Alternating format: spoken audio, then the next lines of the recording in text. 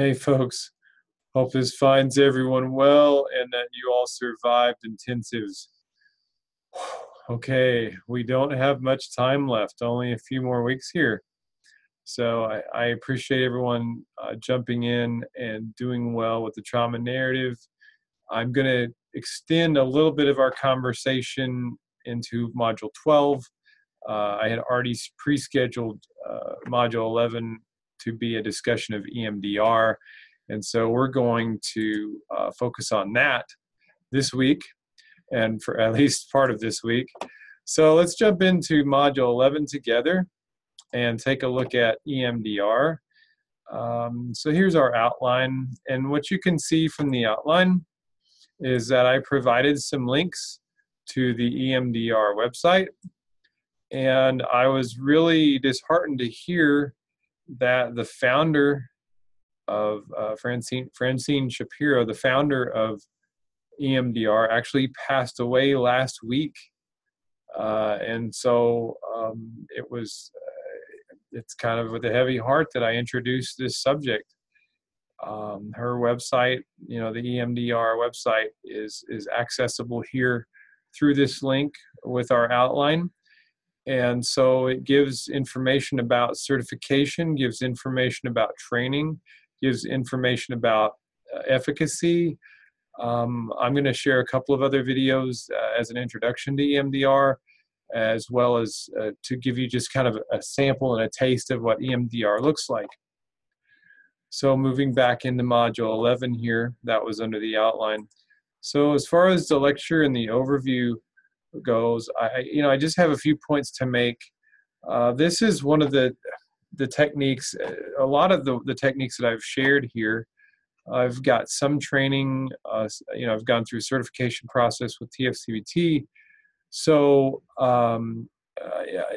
EMDR is not one that I've actually practiced.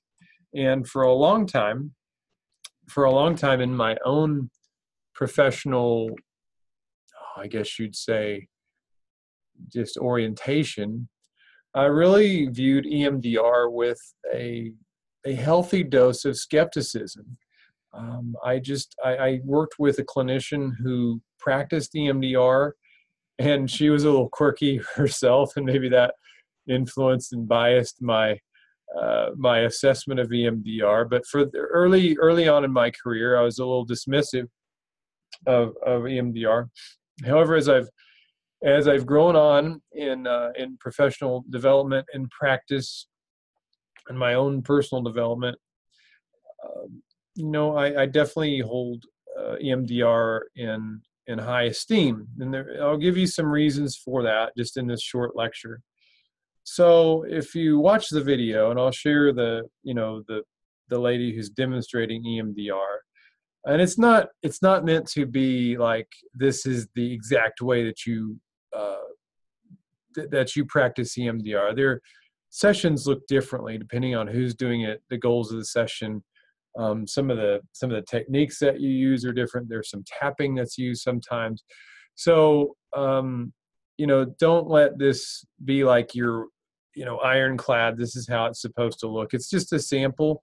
It does go through phases, and so this takes you into some of those phases. The video that I shared actually has at the bottom, it'll have like little titles. So if you want to scroll forward or scroll back, you can kind of replay and see what different phases look like for this particular client. And so here's kind of the theoretical assumption, how I understand EMDR. If you think about, traumatic memories are intrusive. They cause this intense physical and emotional reaction. People often try to avoid them. But, one of the biggest things is that the memories tend to evoke this really strong physiological response. And so I'll take you through my own experience. I've actually, a few years ago, 3 or 4 years ago, participated as a client with EMDR. And I was trying to reprocess my a bike wreck when I was 8. And so this was a life-threatening situation where I ruptured my spleen. I was bleeding internally. I had to do emergency surgery. and to repair what was going on internally with me.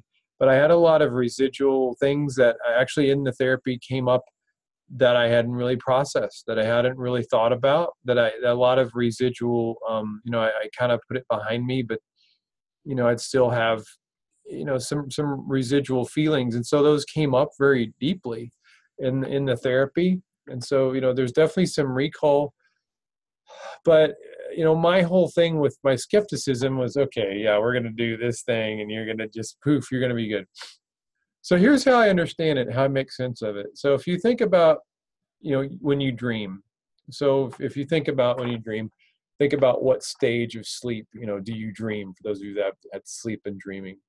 So if the 5 stages of sleep, REM, rapid eye movement, stage 5 is when we dream, and we have this rapid eye movement in our dream state.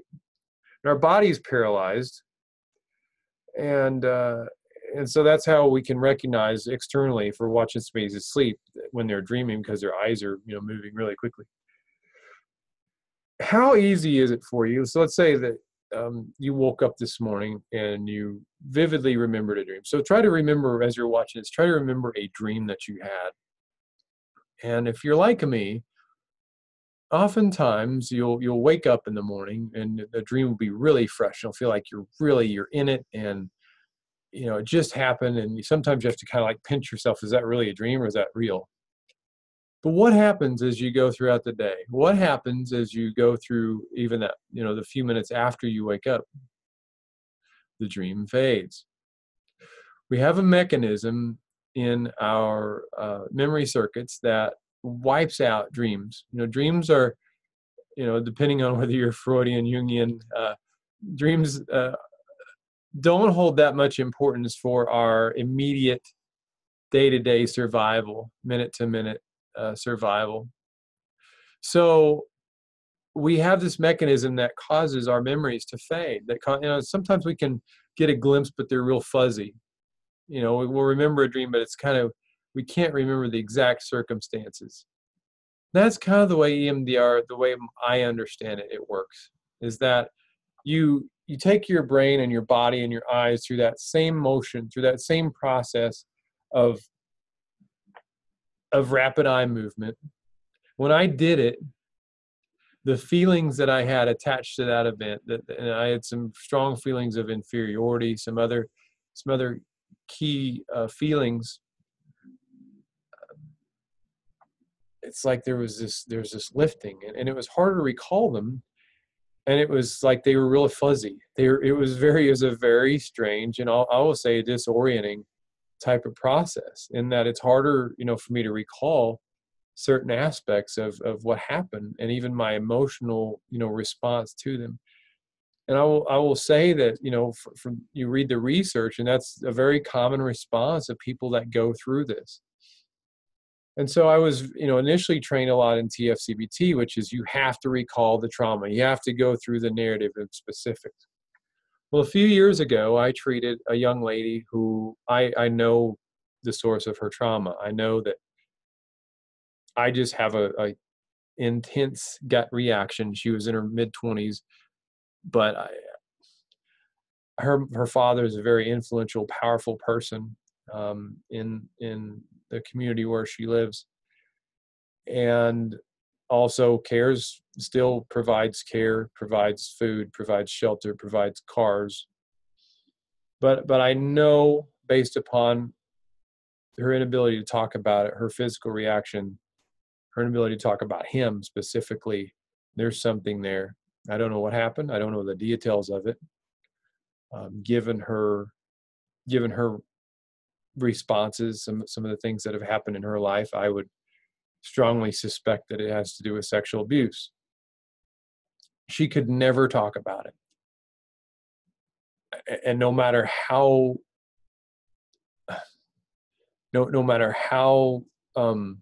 safe, and also I'll tell you this, her father was actually paying for her sessions.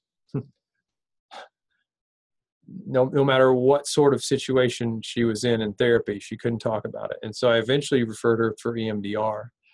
I've later spoken with some folks who practice EMDR, they say, well, sometimes, you know, somebody could be in the military, somebody could be on the CIA, where they have to have this classified information. They can't talk about aspects of what happened.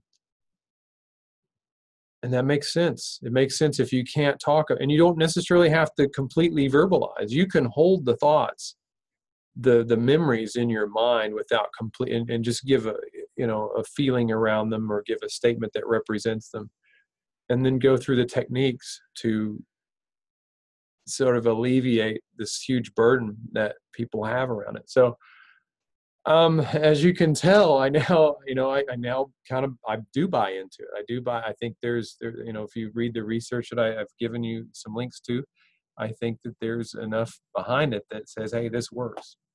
And so, you know, you do have to go through a certification. I believe it's around, again, $1,000. It is, I would say it can be a really short term. I only went a few times for the bike wreck.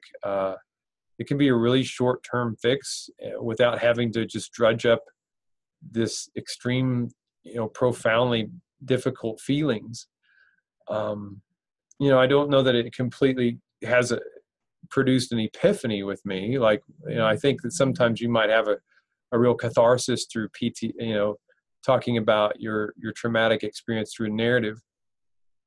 And I don't necessarily think that I've had, you know, could say I've had like this huge epiphany or catharsis, but it definitely was a change, and it was an alleviation.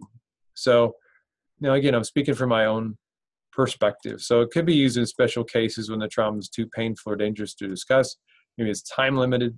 Maybe they don't have a family member there that can support them, and that's big in TFCBT. You've got to have that supportive other there with you. So, you know, here are my resources. And I just want you to reflect on it. Reflect on what I've talked about here. Reflect on the videos that you watch. You know, go back to the outline, go to the website, check it out. Just kind of get, again, if it's okay to be skeptical, I'm not going to judge you harshly because I mean, honestly, for the first 8 years, maybe 10 that I was in the field, I was really like, yeah, okay, we're gonna do some of that tapping and some of this stuff, and yeah, it's gonna poof, make it go away. You can respond however you want to, and again, I'm not trained in this, so welcome to. I welcome your reflections. I look forward to reading them, and I'll be back in a couple of minutes with Module 12. See ya.